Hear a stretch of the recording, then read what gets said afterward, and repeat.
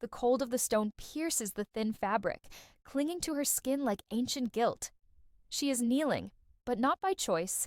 The weight of his gaze brought her down before her legs could decide. Her hands tremble against her frayed skirt, her fingers marked with ash and soap.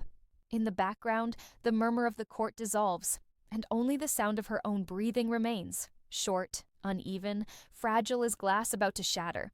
He doesn't move, but something within him advances.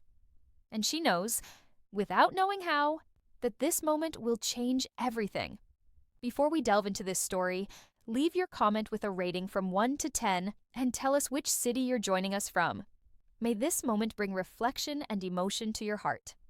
The mist arrived before dawn, creeping through the castle gardens like an unhurried creature, licking the damp stones, wrapping the towers in a cold, white embrace. Elara awoke before the bell tolled, before the day announced itself with its duties and silences. She awoke because her body no longer trusted sleep. She had learned over the years that rest was a luxury reserved for those with a name, a surname, and a crest embroidered on their chest. She had none of that. The room she shared with 3 other maids was narrow, windowless, with only a slit too high to reach. The air inside smelled of wet wool and extinguished candle. The walls sweated in winter and simmered in summer. But it was hers, in a way. Or at least, it was the only place where no one looked at her as if expecting her to disappear. Elara rose in silence, wrapping the frayed shawl over her shoulders. Her bare feet touched the icy floor and she shivered, but she didn't stop. She never stopped. To stop meant to think, and thinking opened doors she kept tightly locked. Doors to memories of a mother who never returned, of a father who never existed, of a childhood that ended before it began. She descended the service stairs with the steps she had learned to silence. The castle still slept, but she knew it wouldn't last long. Soon, the corridors would fill with voices, orders, demands, and she would be there, invisible as always, fulfilling whatever was commanded without raising her eyes, without responding beyond what was necessary.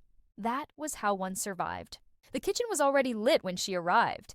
The fire crackled in the enormous hearths, casting dancing shadows on the stone walls. The head cook, a broad-shouldered woman with a voice that cut through the air like a knife, turned as she saw her enter. "Late again, girl." Elara lowered her head. "No, madam, the bell hasn't tolled yet."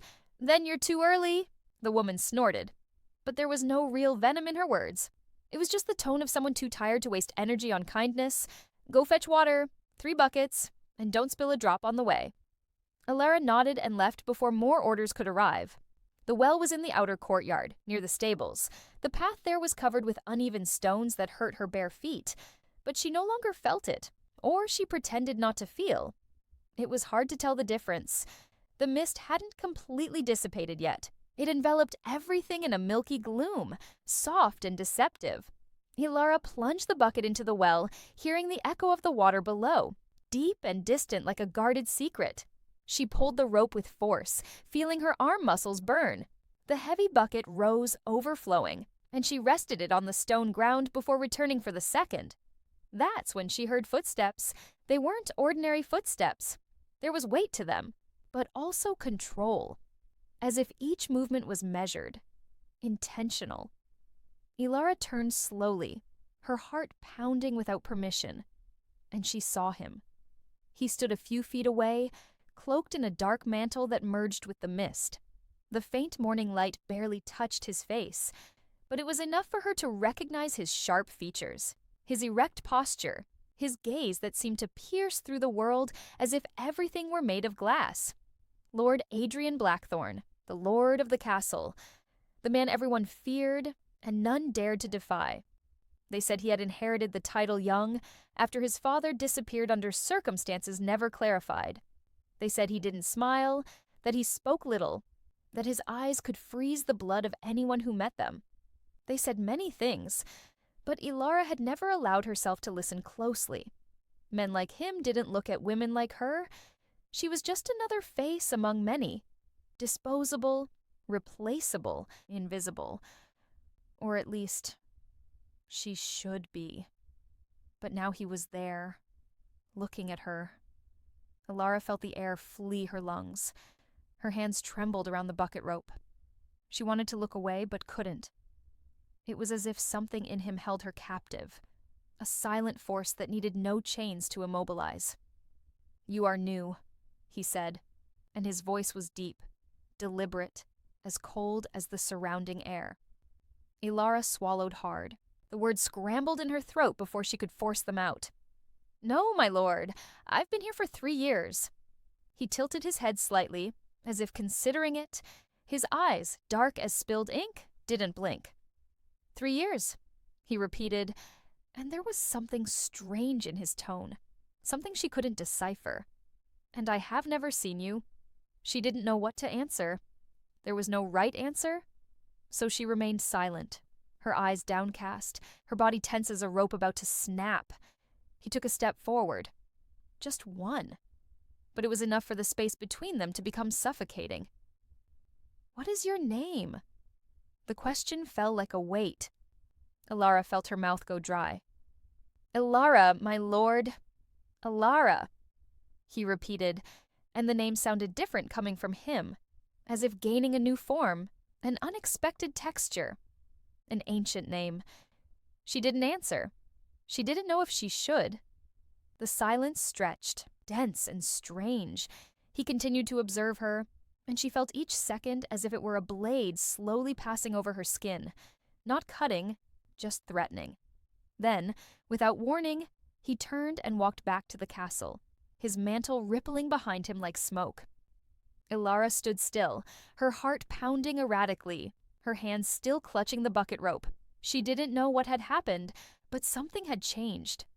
The following days passed in a strange haze. Elara performed her tasks as always, cleaning the corridors, washing clothes, serving at the silent meals of the staff, but she felt the weight of something invisible on her shoulders, a presence that wasn't there but made itself felt. She tried to convince herself that she had imagined the intensity of that encounter, that his gaze had been nothing more than fleeting curiosity, that men like Lord Adrian didn't give a second thought to people like her. But the conviction faded whenever she crossed the empty corridors and felt the cold of the walls, as if they held secrets yet untold. It was on an even denser misty morning that everything began to unravel. Elara was in the main hall, helping to set the tables for the nobles' breakfast. The other maids whispered among themselves, but she kept her head down, focused on aligning the cutlery with precision. That's when she heard the voice. "You there?" Elara looked up and saw Lady Morgana, one of the court ladies, pointing directly at her. The woman was tall, elegant, with black hair styled in elaborate braids and eyes that gleamed with refined cruelty. "Yes, you, come here." Elara dropped the cutlery and approached, her heart quickening. "Yes, my lady." Lady Morgana observed her from head to toe, her lip curled in something that wasn't quite a smile. "You will serve at the table today, in Lyria's place." Elara blinked, confused, but "I have never served at the table, my lady. I don't know if... I am not asking for your opinion." Morgana's voice was cold as ice. "You will serve, and you will do it properly, or you will answer for it." There was no room for argument. Elara nodded, feeling the weight of fear tighten in her chest. The nobles' dining hall was enormous, with high ceilings and stained glass windows that filtered the morning light in shades of amber and blue. The long oak table was already laden with silver platters, crystal goblets, and lit candles. Even during the day, the nobles began to arrive, one by one, taking their places with the natural ease of those born knowing where they belong. Elara stood near the wall, her hands crossed in front of her body, trying to control her breathing. She had never been so close to that world, the world of those who commanded, who decided, who had the power to crush lives with a word. And then he entered. Lord Adrian crossed the hall with the same presence he always carried, silent yet absolute. Everyone rose reflexively, bowing their heads in reverence. He didn't seem to notice, or perhaps he simply didn't care. He took his place at the head of the table, and only then did the others sit. Elara felt his gaze meet hers. It was brief, just a second, but it was enough for the air to flee her lungs again. The meal began, and Elara was called to serve. Her hands trembled as she held the wine carafe, but she forced herself to maintain control. She approached the table, starting with the farthest guests, filling the goblets carefully. Everything was going well. until it was his turn. Ilara stopped beside Lord Adrian, the heavy carafe in her hands. He didn't look at her. He kept his eyes fixed on his plate, but she felt his presence as if it were fire. Hot, dangerous, impossible to ignore. She tilted the carafe, beginning to pour the wine. And then her hands betrayed her. The carafe slipped, just a little, but it was enough. The wine spilled onto the table, staining the white linen tablecloth, splattering onto Lord Adrian's dark mantle. The silence that followed was absolute. Ilara froze, her eyes wide. Her heart stopped in her chest. She knew what that meant. She knew there was no excuse, no forgiveness. Lady Morgana rose from her chair, her eyes gleaming with cruel satisfaction. "See what you've done, you clumsy girl? How dare you?" "Enough." Lord Adrian's voice cut through the air like a blade. Everyone fell silent instantly. He rose slowly, wiping the stain with a nonchalant gesture. Then he turned to Ilara. She wanted to flee, she wanted to disappear, but her feet wouldn't obey. He took a step forward, and another, until he stood before her, so close she could feel the warmth emanating from him, hear his controlled breathing, see the reflection of the candle flames in his dark eyes. "Look at me," he commanded, his voice low, but impossible to disobey. Ilara slowly raised her face, forcing herself to meet that gaze that dismantled her from within. He didn't seem irritated. He didn't seem anything, but there was something there, something she couldn't name, something that made her feel as if she were falling from an endless height. "You are trembling," he said, almost as if speaking to himself. Ilara couldn't answer. Her throat was closed. He extended his hand, slowly, deliberately, and with his fingers, he touched her chin, lifting her face a little more. The touch was ice and fire at the same time. Ilara felt her skin prickle, her heart race, the world around her disappear. "Do not tremble in my presence again," he murmured, so low that only she could hear. "There is no reason for fear."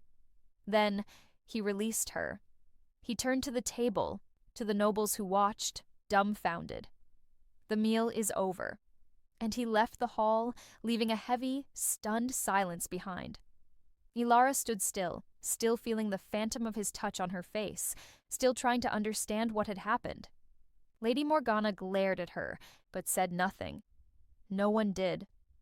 Because, somehow, something had changed, and everyone had felt it. The castle corridors seemed longer after that morning. Each step Ilara took echoed against the stone walls like a reminder of the touch, of the gaze, of the voice that had commanded without shouting. She had returned to the kitchen in silence, her legs weak, her face burning with a shame she didn't fully understand. The other maids glanced at her askance, but no one asked anything. There were too many questions floating in the air, and none of them had a safe answer. The head cook sent her to the cellar, where vegetables waited to be cleaned. Ilara descended the narrow stairs, grateful for the solitude of the place. There, among sacks of potatoes and onions, she could breathe without feeling the weight of gazes that judged, measured, dissected. She sat on the cold floor, picked up a blunt knife, and began to peel. The movement was mechanical, repetitive, almost comforting. But her mind wouldn't rest. It kept returning, insistently, to that moment in the hall, to the way he had approached, to the sound of his voice speaking her name, to the touch that should not have happened. "Do not tremble in my presence again." The words repeated, echoed, gained their own texture. She didn't know if they were an order, a threat, or something entirely different. She didn't know what he wanted. She didn't know why he had defended her, why he hadn't allowed Lady Morgana to humiliate her further. Men like him didn't do that. They didn't protect maids. They didn't touch faces smudged with ash and fear. But he had. And now, Ilara carried it like an invisible mark. Something no one else could see, but that she felt burning beneath her skin. The following days were strange. Ilara tried to return to her routine, waking before the bell, completing her tasks, remaining invisible. But something had shifted in the fabric of things. The other maids avoided her, and when they spoke to her, there was a new caution in their voices, as if she carried a contagious disease. Lady Morgana, on the other hand, had become a constant shadow. She appeared in the corridors when Elara least expected it, casting gazes laden with silent venom. She said nothing. She didn't need to. The hatred was evident, palpable, like smoke that envelops and suffocates. Elara knew she was being watched. She knew that every movement she made would be interpreted, distorted, used against her, but she didn't know how to protect herself. There was no manual for that, for surviving the attention of those with too much power and no pity. It was on a moonless night that everything worsened. Elara had been sent to the library to fetch a book the governess wanted. The library was in one of the castle's oldest towers, a place few people frequented. The shelves reached the ceiling, filled with dusty volumes that seemed to hold centuries of secrets. Light came from candles scattered in iron candelabras, casting shadows that danced like ghosts. Elara walked slowly between the shelves, her eyes scanning the titles without truly seeing them. The governess hadn't specified which book she wanted. She had only said Elara would know when she found it. It was the kind of order that made no sense, but which she couldn't question. She was about to give up when she heard the door open. She turned, expecting to see the governess. But it was him. Lord Adrian entered the library with the same presence he always carried. Silent, yet inescapable. He didn't see her immediately, or pretended not to. He walked to one of the farthest shelves, his fingers gliding over the spines of the books with familiarity. Elara stood paralyzed. She didn't know if she should announce herself, if she should leave, if she should simply disappear among the shadows. But before she could decide, he spoke. "You are here." It wasn't a question. It was a statement. Elara swallowed hard. The governess sent me to fetch a book, my lord." He turned to her, leaning against the shelf. The candlelight illuminated half his face, leaving the other half in shadow. There was something almost cruel in that illumination, as if he were made of light and darkness at the same time. "She didn't send you to fetch anything," he said, his voice calm, almost amused. Elara blinked, confused. "My lord, the governess is in the kitchen. I saw her there 5 minutes ago." He tilted his head, his eyes fixed on her. "Someone lied to you." Elara's heart pounded. The pieces began to fit together. The strange order, the empty library, the late hour. It was a trap. She recoiled a step, her hands clenching into fists. I should go. Stay." The word fell like an absolute command. Elara stopped, her body tense, her eyes wide. He approached, his steps slow, measured. Every movement he made seemed calculated to occupy space, to fill the surrounding air. "You are afraid of me," he said, and there was no question in the statement. Elara couldn't deny it. It would be useless. He saw through her as if she were made of glass. "Yes, my lord." "Why?" The question caught her by surprise. She blinked, trying to organize her scrambling thoughts. Because you are the Lord. Because I am no one. Because I touched you." The silence that followed was dense, suffocating. Elara felt her face burn, but couldn't look away. He was closer now, so close she could see the details of his face, the sharp line of his jaw, the almost invisible scar on his eyebrow, the eyes that seemed to hold contained storms. "I shouldn't have done that," he said, and there was something strange in his voice, something she couldn't decipher. "But I don't regret it." Elara felt the ground shift beneath her feet. "My lord, someone is trying to harm you," he interrupted, his voice low, almost a whisper. "Someone wants you to make a mistake. To be seen alone with me. To be accused of something you didn't do." She felt fear turn into panic. "Who?" He didn't answer. He merely observed her for a long moment, as if deciding something. Then he took a step back. "Go back to the maids' quarters. Don't leave until dawn." He turned to the door, but stopped before leaving. "And Elara?" "Yes, my lord. Trust no one." And then he disappeared. Elara was left alone in the library, her heart beating so hard it felt like it wanted to escape her chest. She didn't know what had happened. She didn't know why he had warned her, why he cared, why he seemed to protect her from something she didn't even understand. But she knew something was about to unravel, and she was at the center of it.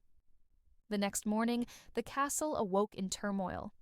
Elara awoke to the sound of loud voices, hurried footsteps, slamming doors. The other maids were already up, whispering among themselves with wide eyes. "What happened?" Elara asked, still drowsy. One of the girls, Mara, turned to her with a grave expression.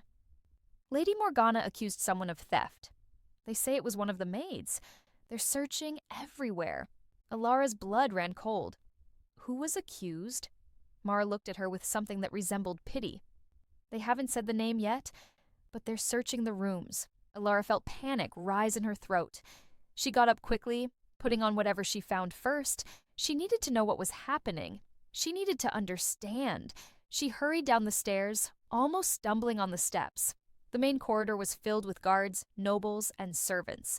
In the center of it all, Lady Morgana stood like a queen on her throne of lies. And then Elara saw her. Lyria, the maid who should have served at the table the day everything began, was kneeling on the floor, her hands tied behind her back, her face stained with tears. "I didn't do anything," she cried, her voice broken. "I swear, I didn't steal anything." Lady Morgana smiled, cold and calculating. "They found the Duchess's brooch in your mattress. How do you explain that?" "I don't know. Someone put it there. I never—" Silence. Lady Morgana's voice cut through the air. She turned to the guards. "Take her to the dungeons. Let her await trial." Lyria began to cry uncontrollably, but the guards didn't hesitate. They lifted her by the arms and dragged her away. Elara stood paralyzed, watching the scene unfold. She knew. She knew it wasn't true. She knew someone had planted the brooch, that Lyria was being sacrificed, and she knew why. Because she, Elara, should have been there. It should have been her who was accused, who was dragged away, who was destroyed. But Lord Adrian had warned her. He had prevented her from falling into the trap. And now, another would pay the price. The weight of guilt descended upon Elara like an avalanche. Her legs weakened, but she forced herself to remain standing. She couldn't collapse. Not there. Not in front of everyone. But when she raised her eyes, she saw him. Lord Adrian stood at the end of the corridor, observing everything in silence. His eyes met hers for a brief moment, a moment laden with something she couldn't name. And then, he turned and disappeared. Elara was left alone amidst the chaos, feeling the world narrow around her. She had been saved, but at what cost? The days that followed were suffocating. Lyria was kept in the dungeons while awaiting trial, and the entire castle seemed tense, as if everyone knew something was wrong. But no one dared to speak. The maids whispered in corners. The nobles exchanged meaningful glances. And Lady Morgana walked through the corridors with a triumphant smile that made Elara's stomach churn. She tried to visit Lyria, but was prevented by the guards. She tried to speak with the governess, but was ignored. She tried to find some way to prove her friend's innocence, but all doors seemed closed, until, one night, he appeared again. Elara was in the garden, sitting on a stone bench, looking at the starless sky. She had gone out to breathe, to escape the suffocation of the cramped rooms and the walls that seemed to close in on her. She heard his footsteps before she saw him. She turned, her heart pounding. Lord Adrian stopped a few feet away, his hands crossed behind his back, his expression undecipherable. "You should be sleeping," he said. Elara didn't answer. She just looked at him, too tired to pretend. He sighed, an almost imperceptible sound, and sat beside her on the bench. The gesture surprised her. A lord didn't sit beside a maid. He didn't do that. But he did. "You are thinking of her," he said. And it wasn't a question. Elara nodded, her throat tight. "She is innocent." "I know." The words fell between them like stones into still water. Elara turned to him, her eyes wide. "Then why don't you do anything?" He looked at her, and there was something in his eyes she had never seen before, something that seemed almost human. "Because if I do, they will know I am protecting you. And then, the next trap will be worse. Much worse. Alara felt her chest tighten. So I'm going to let her pay for something she didn't do. No? His voice was firm, resolute. I will get her out of there. But in my own way, in my own time. She wanted to believe. She wanted to trust. But doubt was an open wound. Why are you doing this? She asked, her voice trembling. Why do you care about me? He didn't answer immediately. He remained silent, his eyes fixed on the dark sky. When he finally spoke, his voice was low, almost a whisper. Because when I look at you, I see something I thought I had lost long ago. Alara felt her heart stop. What? He turned to her, and his gaze was so intense she felt as if she were being dismantled and rebuilt at the same time.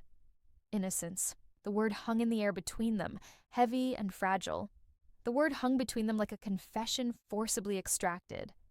Alara didn't know what to say, how to react, how to interpret that moment that seemed to exist outside of time.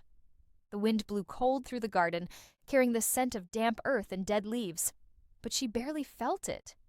All her consciousness was caught in that gaze, in the way he observed her, as if trying to memorize every detail, as if she were something precious and yet dangerous. Innocence, he repeated, more to himself than to her. A rare thing in this place, perhaps the only thing still worth protecting. Alara felt the words pierce her like arrows. There was pain in them, an ancient and deep pain, guarded beneath layers of control and silence. I am not innocent, she murmured, surprised by her own courage to speak. I know how the world works. I know that people like me don't matter. He turned completely to her, and the movement was so sudden that Alara instinctively recoiled. But he didn't advance. He just stood there, his eyes fixed on hers, burning with an intensity that made the air seem thin. You matter, he said, and his voice was low, but firm as stone. I don't know why. I don't know since when. But you matter. The silence that followed was broken only by the sound of the wind in the trees. Alara felt her heart beat so hard, she feared he could hear it. She wanted to say something, anything, but the words refused to come. Then, Lord Adrian stood up. He moved away from the bench, putting distance between them again, as if realizing he had gotten too close to something dangerous. Stay away from Lady Morgana, he said, returning to his cold, authoritative tone. Do not confront her. Do not answer her. Do not give her reasons. Understood? Alara nodded, still dazed. Yes, my lord. He observed her for another moment, and then turned to leave. But before disappearing among the shadows of the garden, he stopped. And Alara? Yes, trust me. And he disappeared into the darkness, leaving her alone with the echo of those words reverberating in her chest. In the days that followed, Alara tried to follow his advice. She kept her head down, avoided Lady Morgana, performed her tasks in silence, but the tension in the castle was palpable, like a storm about to break. The maids whispered about Lyria's trial, which was scheduled for the end of the week. They said she would be expelled from the castle, perhaps worse. They said Lady Morgana was pushing for a severe, exemplary punishment. Alara felt guilt gnaw at her from within. Each time she walked through the corridors, she imagined Lyria in the cold dungeons, alone, frightened, condemned for a crime she hadn't committed.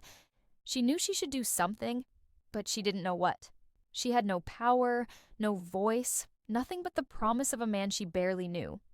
But still, she trusted. She didn't know why. Perhaps it was desperation. Perhaps it was something deeper, something she didn't dare to name. It was on the eve of the trial that everything changed. Alara was in the laundry, scrubbing soaked sheets in hot water, when one of the maids rushed in. Alara, you need to see this. She dropped the sheets, wiping her hands on her apron. What is it? The Lord. He called a meeting in the council chamber. All the nobles are there, and he is demanding Lady Morgana's presence. Alara's heart leaped. What? Come, quickly! They ran through the corridors, joining a small group of servants gathered near the council chamber doors. No one could enter, but the voices from inside came muffled, tense. Ilara pressed herself against the wall, trying to listen. Lord Adrian's voice echoed, cold and sharp as a blade.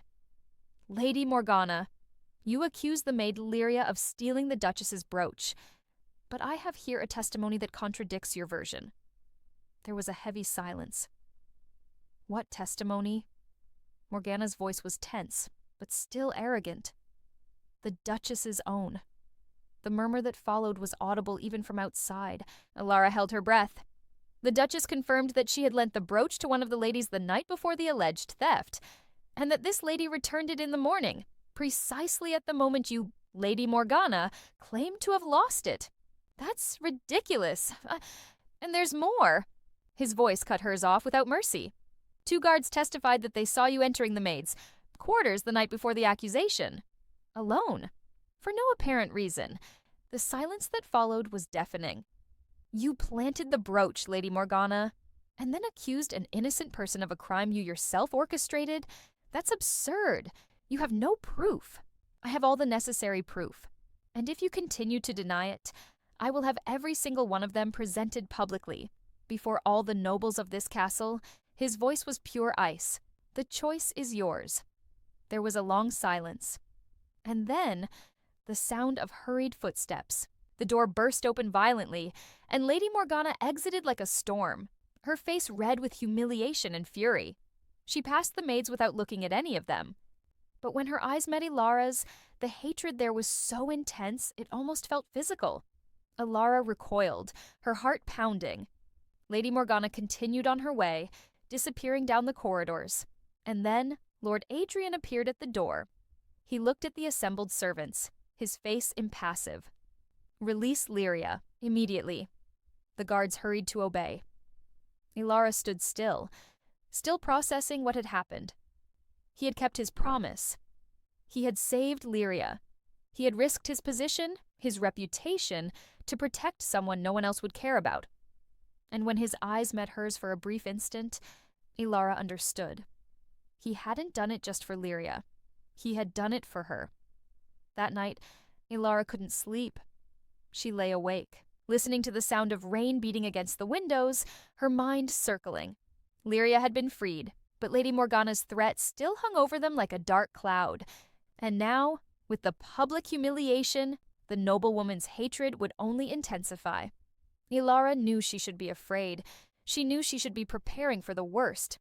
But all she could think of was him, of the way he had stood up for her, how he had risked everything, how he had looked at her as if she were something more than just an invisible maid. She didn't understand. She didn't understand what he saw in her, why he cared, why he seemed willing to defy the entire world for someone who should mean nothing. But there was a truth forming within her, slow and inevitable like the tide. She was beginning to feel something for him, something dangerous, forbidden, impossible, something that could destroy her. The following week passed in a strange haze. Lyria returned to her tasks, still shaken, but grateful. The other maids treated Ilara with a new reverence, as if she were protected by some invisible force. And Lady Morgana disappeared from the castle for a few days. They said she had traveled to her lands. But Ilara knew it wasn't over. She knew the storm was only just beginning. It was on a rainy afternoon that she found him again. She was carrying firewood for the main hall's fireplace when she saw him standing near the windows, watching the rain fall. He didn't hear her enter, or pretended not to. Ilara hesitated, unsure whether she should announce herself or simply leave. But then he spoke. "Come here." It wasn't a request. It was an order. Ilara approached slowly, her steps hesitant. She stopped at a respectful distance, her hands crossed in front of her body. He didn't turn. He continued to look at the rain, his face illuminated by the gray afternoon light. "Can you read?" he asked suddenly. The question caught her off guard. "A little, my lord. My mother taught me before she left." He nodded, as if that confirmed something. "Come to the library tomorrow night, after the bells toll 9 times. Ilara felt her heart pound. "My lord, I don't know if—" "I am not asking Ilara." He finally turned to her, and his gaze was intense, inescapable. "I am commanding—" She swallowed hard, knowing there was no choice. "Yes, my lord." He observed her for another moment, and then nodded, dismissing her. Elara left the hall with trembling legs, her mind spinning in panic. What did he want? Why had he summoned her? And why, despite the fear, was there a part of her that could barely wait? The next night arrived slowly, lingering. Elara performed her tasks in a constant state of nervousness, her hands trembling every time she picked something up, her mind unable to concentrate. The other maids noticed, but didn't ask. There were too many secrets in the air. When the bells tolled 9 times, Elara was ready. She wore her best dress, which in truth meant the least torn one, had washed her face and pinned up her hair. She didn't know why she cared about her appearance, but she did. She climbed the tower stairs with her heart in her throat. The library was lit, candles casting dancing shadows on the walls. And in the center of the room, surrounded by open books, he was there. Lord Adrian looked up when she entered. For a moment, they just looked at each other, the silence heavy and laden with something neither dared to name. Then he pointed to a chair beside the table. "Sit." Elara obeyed, her hands trembling in her lap. He pushed one of the books towards her. "Read." She looked at the book. It was an ancient volume with yellowed pages and meticulously drawn letters. "What is this?" "Poetry." He leaned back in his chair, his eyes fixed on her. "I want to hear you read." Elara felt her face burn, but didn't dare refuse. She opened the book with trembling hands, her eyes scanning the first lines, and began to read. Her voice was low, hesitant at first, but gradually gained confidence. The words flowed, laden with emotion she didn't know she possessed.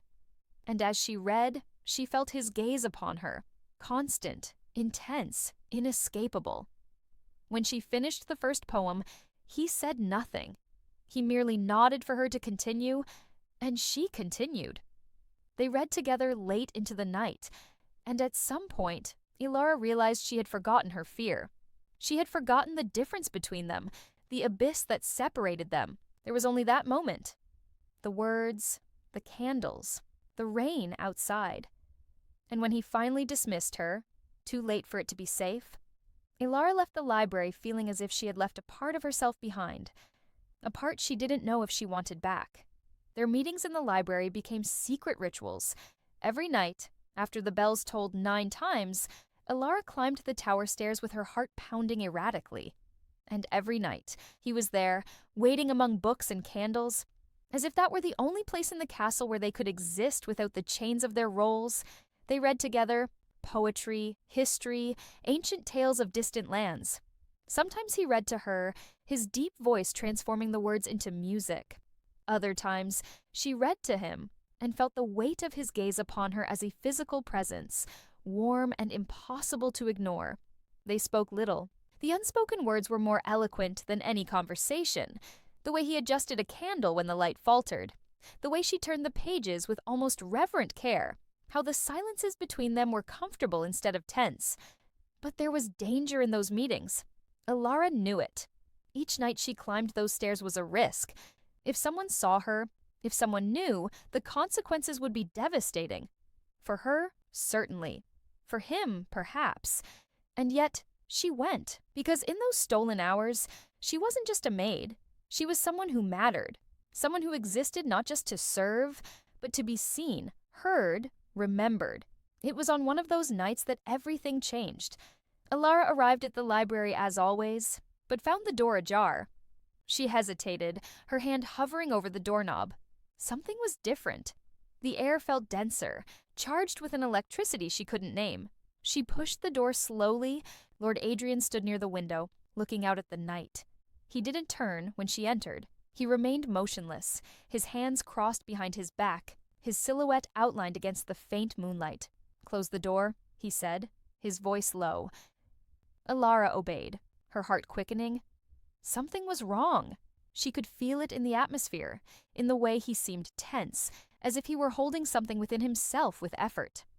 "My lord," she called, hesitantly. He turned slowly, and when his eyes met hers, Elara saw something she had never seen before. A raw vulnerability, almost painful, as if he had lowered all his defenses and stood exposed.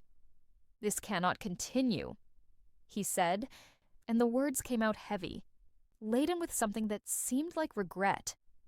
Ilara felt the ground shift beneath her feet.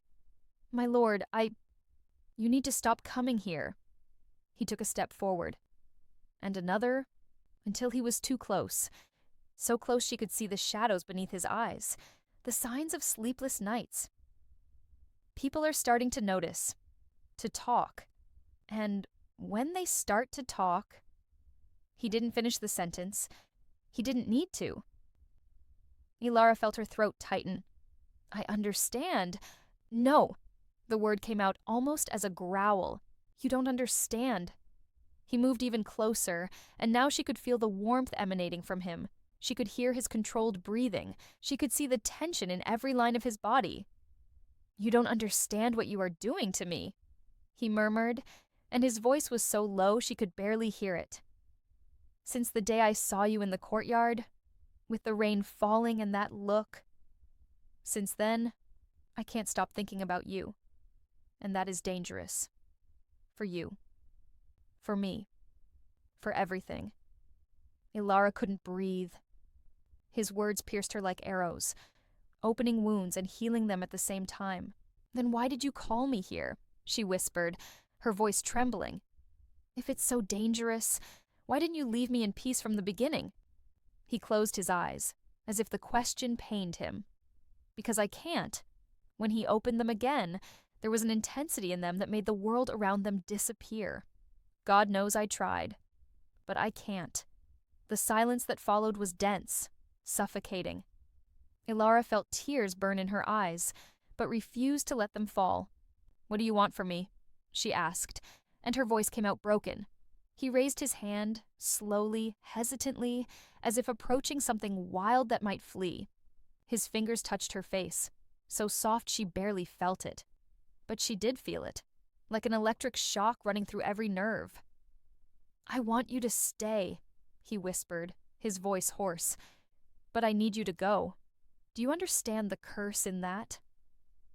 Ilara closed her eyes, leaning involuntarily against his touch. It was wrong. She knew it was wrong, but it felt so right, so inevitable, as if it had been written in the stars before either of them were born. "I don't want to go," she confessed, and the words came out like a surrender. His fingers slid to her chin, lifting her face. When she opened her eyes, he was so close she could see the golden reflections in his dark irises. She could feel his breath mingling with hers. "Ilara." He said her name like a prayer, like a curse, like something sacred and forbidden at the same time. And then he pulled away. The movement was abrupt, almost violent. He turned his back to her, his hands clenching into fists. "Go," he commanded, but his voice was broken. "Please, go before I do something I cannot undo." Ilara stood still, her body trembling, tears finally escaping. She wanted to stay. She wanted to cross that space between them but she couldn't. Because he was right. It would destroy them. Both of them.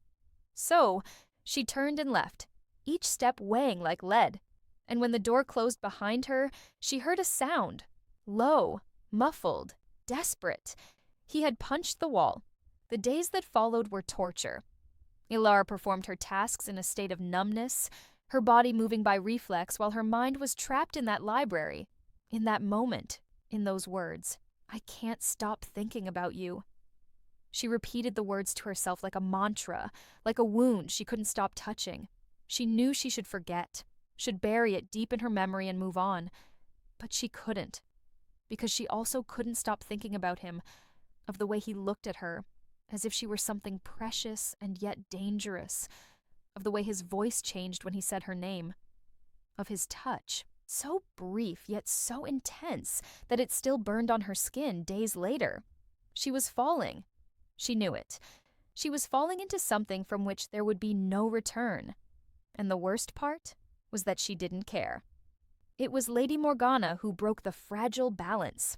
She had returned to the castle a week after the public humiliation, and since then, she walked the corridors like a vengeful shadow.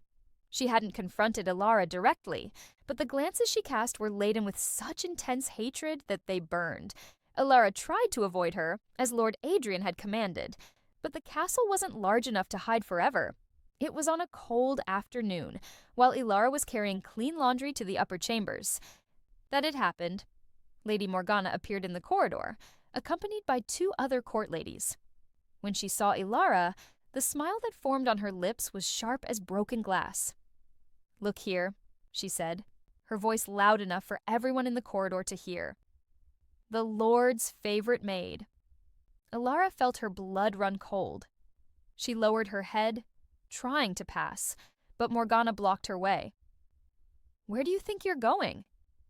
"I need to take these clothes, my lady," Ilara murmured, keeping her eyes downcast. "Ah, yes, the clothes." Morgana picked one of the items from the pile Ilara was carrying, examining it with disdain. "Tell me, creature, what does it take to catch a lord's eye? Do you have some special trick?" The other ladies laughed, the sound sharp and cruel. Ilara felt her face burn, but remained silent. "Answer me when I speak to you." Morgana raised her voice, and suddenly she ripped all the clothes from Ilara's arms, throwing them to the floor. The white sheets scattered across the stone corridor, instantly getting dirty. "Oops," Morgana said, feigning innocence.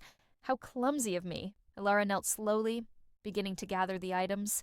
Her hands trembled, but she forced herself to maintain control. She couldn't react. She couldn't give Morgana the satisfaction of seeing her break. "You think you're special, don't you?" Morgana continued, approaching. "You think because he looks at you, you're different from the others. Let me tell you a truth, creature. Men like him tire quickly, and when he tires of you, he will discard you like the trash you are." The words were poison, but Ilara swallowed them, continuing to gather the clothes. And then Morgana stepped on her hand. The pain was immediate, sharp. Ilara stifled a cry, trying to pull her hand back, but Morgana pressed harder. "Look at me when I'm speaking to you." Ilara raised her face, her eyes shining with contained tears, and met Morgana's gaze, cold, calculating, sadistic. "You are nothing but a nobody," Morgana hissed. "And if you think he will protect you forever, you are very mistaken. One day he will realize it. And on that day, Lady Morgana," the voice cut through the air like an ice blade. Everyone in the corridor turned. Lord Adrian stood at the end of the corridor, and the expression on his face was something terrible to behold. There was no visible anger. It was worse than that. It was an absolute coldness, an emptiness that suggested violence contained only by a thin layer of control. Lady Morgana immediately removed her foot from Ilara's hand, her face paling. "My lord, Silence. The word was spoken so low it was barely audible, but the effect was instantaneous. Morgana closed her mouth, her body tense. Lord Adrian walked down the corridor with measured, deliberate steps. Each step echoed against the stone walls like a sentence. When he stopped before Morgana, she recoiled instinctively. "You will apologize," he said, his voice devoid of emotion. What? To Ilara, you will apologize. Now." Morgana looked around, seeking support, but the other ladies had already retreated. She was alone. "My lord, this is absurd. She is merely what?" He leaned in slightly, and there was something predatory in the movement. "Say it. Finish the sentence." Morgana swallowed hard, pride battling with fear. Fear won. She turned to Ilara, who was still kneeling on the floor, and the words came out through gritted teeth. "I apologize." "I didn't hear you," Lord Adrian said, coldly. Morgana took a deep breath, her hands trembling with humiliation. "I apologize," she repeated, louder. He observed her for another moment, and then nodded. "Get out of my sight. All of you." The ladies fled as if they were on fire. The corridor became empty, except for Ilara, still kneeling on the floor, and Lord Adrian, standing over her like a dark protector.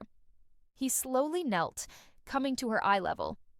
"You are hurt," he said, and for the first time since he had arrived, there was emotion in his voice, a rough concern he couldn't hide.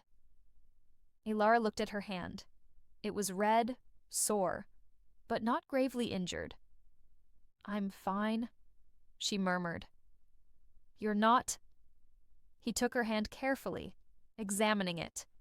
The touch was gentle, almost reverent, and Ilara felt tears return to her eyes. But this time, they weren't from pain. "Why do you do this?" she whispered, her voice broken. "Why do you keep protecting me?" He didn't answer immediately. He just continued holding her hand, his thumb tracing soft circles over her bruised fingers. When he finally spoke, his voice was so low she barely heard it. "Because if something happened to you, I don't think I would survive." The words hung in the air between them, heavy as lead and fragile as glass at the same time. Ilara couldn't breathe, couldn't think. She just felt his touch on her injured hand, the warmth emanating from him, the intensity of those dark eyes that seemed to see through all her defenses. "Don't say that," she finally whispered, her voice trembling. "Please, don't say things like that." "Why?" He didn't let go of her hand. If anything, he held it more firmly, as if afraid she might disappear. "Because it's the truth? Because it hurts too much to admit?" "Because it can't be true," she replied, and the tears finally fell, warm against her cold cheeks. "People like me don't. Men like you don't. Don't what? Don't feel. Don't bleed?" There was a bitterness in his voice she had never heard before. "Do you think this mantle, this crown, make me less human, less capable of—" He stopped, his jaw tensing, words caught in his throat as if they were poison. He refused to spit out. Ilara pulled her hand back, slowly, and he let her. The loss of his touch was like a cut. "I should go," she murmured, starting to gather the scattered clothes again. "Ilara, wait. No, my lord." She didn't look at him, focusing on the clothes, on the stains, on anything but that face that dismantled her from within. "You are right. Us. We cannot continue. It's better this way." "Better?" The word came out almost as a growl. "Better for whom?" "For both of us." She finished gathering everything, holding the pile against her chest like a shield. Finally, she forced herself to look at him, and wished she hadn't, because what she saw on his face, the raw pain, the frustration, the contained desire, almost made her fall to her knees again. "I have to go," she repeated, her voice breaking. And this time, he didn't stop her. Night fell heavily upon the castle, bringing with it a storm that rattled the windows and made the candles flicker. Ilara lay on her narrow cot, listening to the wind howl outside, unable to sleep, his words repeated endlessly. "Because if something happened to you, I don't think I would survive." How could he say something like that? How could he make her feel so much, desire so much, hope so much, when all of it was impossible? She was a maid, an orphan, nameless, worthless, and he was the lord of the castle, heir to an ancient lineage, destined to marry someone of noble title and blood. There was no future there, only pain. And yet, she couldn't stop thinking about him, of the way he looked at her as if she were the only person in the world, of the way his voice changed when he said her name, of the way he risked everything, reputation, position, respect, to protect her. Why? The question consumed her. It was then that she heard a sound, a low sound, almost imperceptible beneath the roar of the storm, footsteps in the corridor, slow, deliberate, stopping in front of the maid's room door. Ilara sat up in bed, her heart pounding. The other girls slept soundly, exhausted from the day's work. No one else had heard. The door opened, just a crack, and she saw him. Lord Adrian stood in the corridor, cloaked in shadows, his eyes glowing in the darkness like embers. He didn't enter. He just stood there, looking at her through the crack in the door. And then he gestured. "Come." Ilara knew she should stay. She knew that leaving that room, following him in the middle of the night, was madness. It was dangerous. It was wrong. But she rose anyway. She slipped out of bed in silence, Wrapping the shawl around her shoulders, she tiptoed across the room, her heart pounding so hard she feared it would wake the others. She opened the door just enough to slip through and found him waiting. He said nothing. He simply began to walk, and she followed him. They walked through the empty corridors, lit only by occasional lightning flashes that exploded through the windows. The castle seemed different at that hour, ghostly, unreal, as if they were the only living beings in a world of stone and shadows. They climbed stairs, past closed doors, until they reached a place Ilara had never been. His private chambers. He opened the door and entered, holding it open for her. Ilara hesitated on the threshold, fear battling with something stronger, a need she didn't know she possessed. "Come in," he said, and there was an urgency in his voice she couldn't ignore. She entered. The room was vast, with high ceilings and an enormous fireplace that crackled softly. The walls were covered with dark tapestries, and a large bed occupied the center. But what caught Ilara's attention were the books, shelves upon shelves, covering every free wall. He closed the door behind them, and the sound echoed like a sentence. "Why did you bring me here?" she asked, her voice barely above a whisper. He didn't answer immediately. He walked to the fireplace, turning his back to her, his shoulders tense. "'Cause I can't take it anymore," he finally said, and his voice was broken in a way she had never heard. "I can't pretend anymore that I don't care, that I don't think about you every second of every day, that I don't wake up in the middle of the night with the sound of your voice in my head." Ilara felt the air escape her lungs. "Lord Adrian, Adrian," he turned, and his eyes burned. "My name is Adrian. I don't want to hear titles from you. Not here, not now." She didn't know what to say, so she remained silent, watching as he crossed the room towards her. When he stopped before her, he was so close she could feel his warmth, hear his rapid breathing, see the tension in every muscle. "Tell me to stop," he whispered, raising his hand to touch her face. "Tell me I'm mad, that this is wrong. Say anything that will make me step back from this precipice before I fall." Ilara closed her eyes, leaning against his touch without being able to help it. "I can't," she confessed, and her voice came out broken. "Because I am falling too." She heard his breath hitch, and then she felt his lips touch her forehead, a kiss so soft, so reverent, that it was almost a prayer. "Ilara," he murmured against her skin. "My Ilara." And in that moment, she was his. It didn't matter that it was impossible. It didn't matter that the world would crush them if it knew. Nothing mattered but that instant, that touch, that truth that existed between them. She raised her eyes, meeting his, and what she saw there made her tremble, not from fear, but from recognition. Because he looked at her the same way she looked at him, as if she were air, as if she were light, as if she were everything. They stood there, facing each other, time seeming to stretch and compress at the same time. The storm outside roared, but inside that room, there was only silence and intertwined breaths.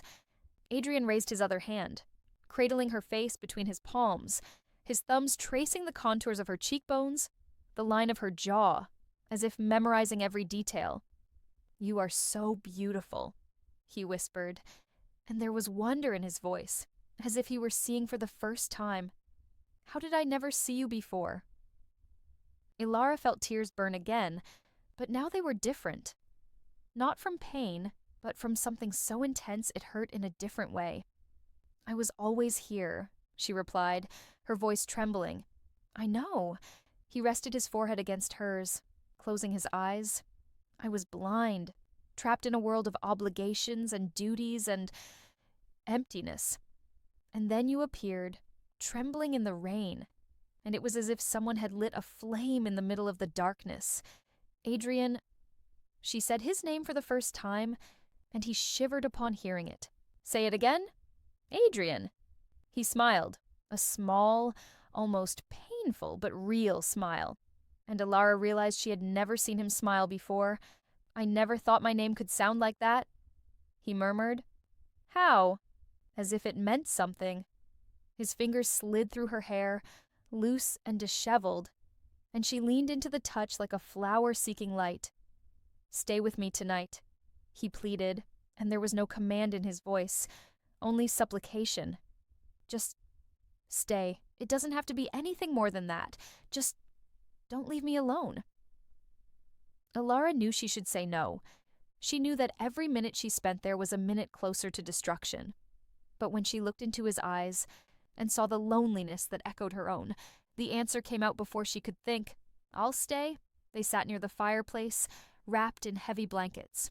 Adrian read to her, ancient poetry about impossible love and broken hearts, and Elara listened, her head resting on his shoulder, feeling the sound of his voice reverberating through her chest. There was nothing improper, just closeness, just the permission to exist together without the barriers of titles and positions. And when sleep finally overtook her, Elara fell asleep with the feeling of his fingers intertwined with hers, holding her as if she were the most precious thing in the world. The next morning, she awoke alone in his room, wrapped in blankets that smelled of him.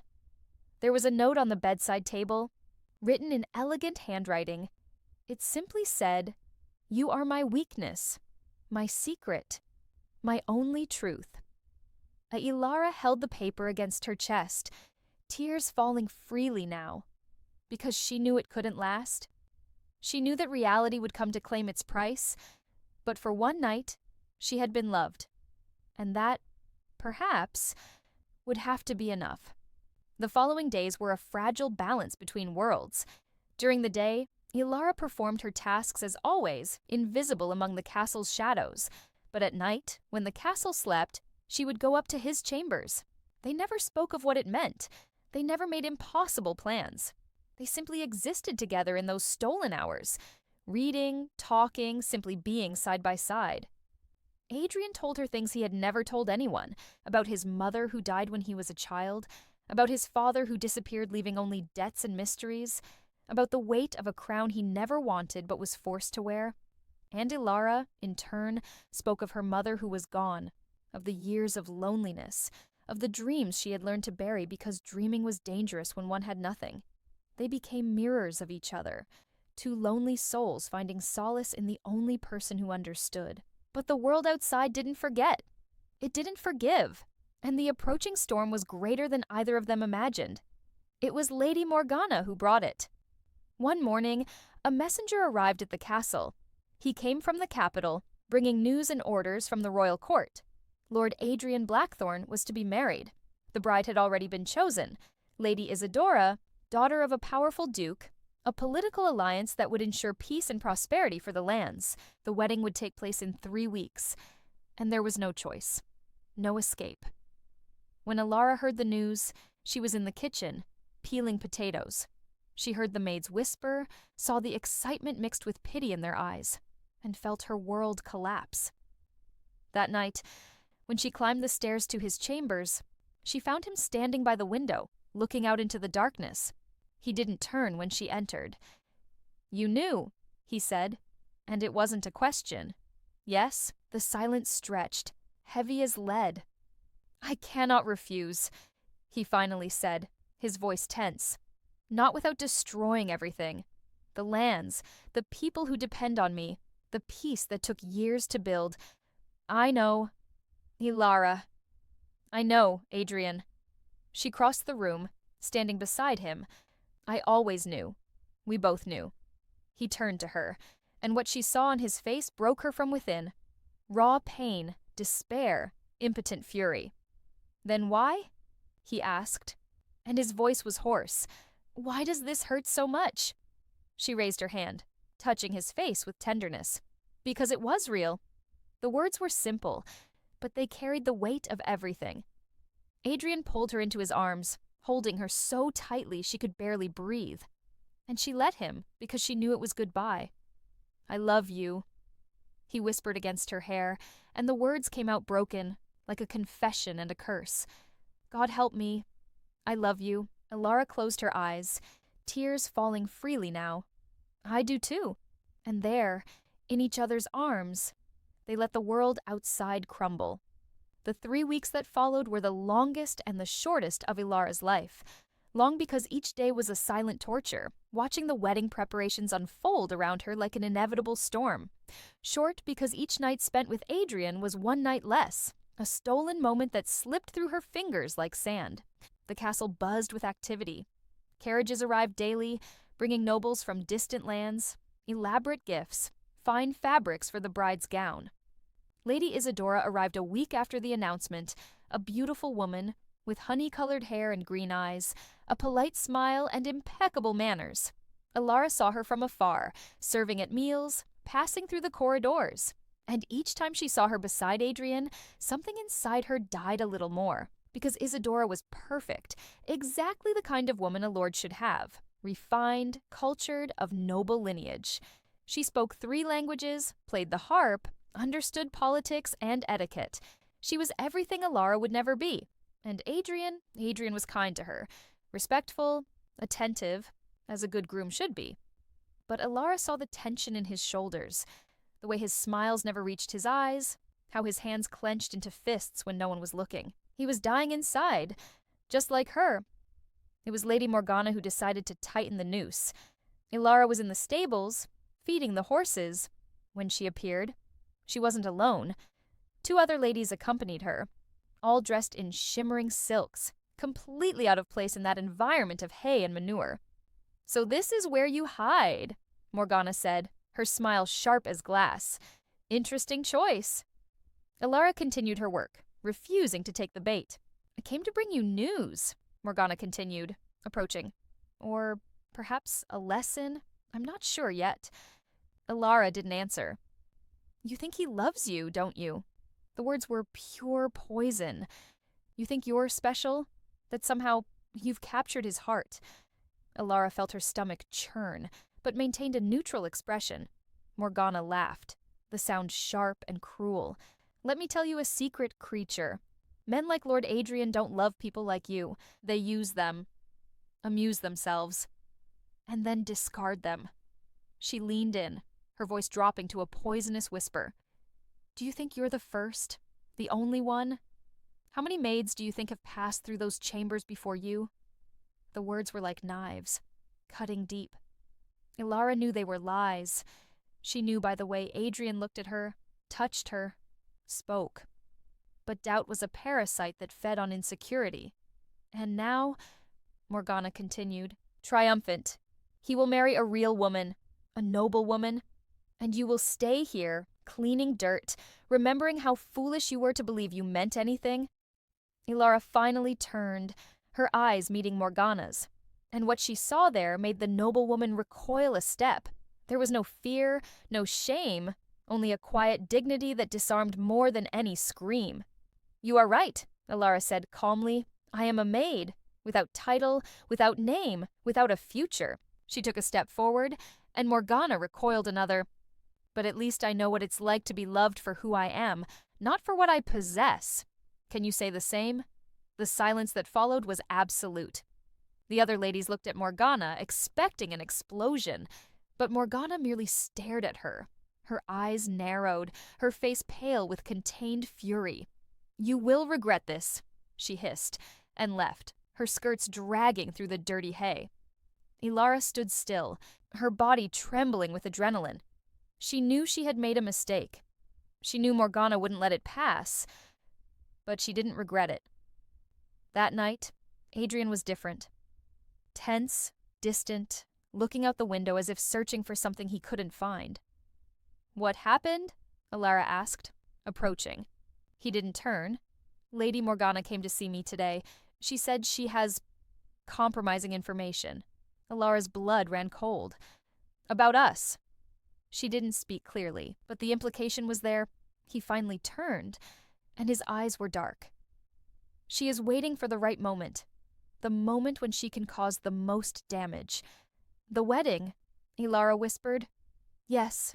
He ran a hand through his hair, a rare gesture of frustration. "If she exposes this, during the ceremony, it will be a scandal.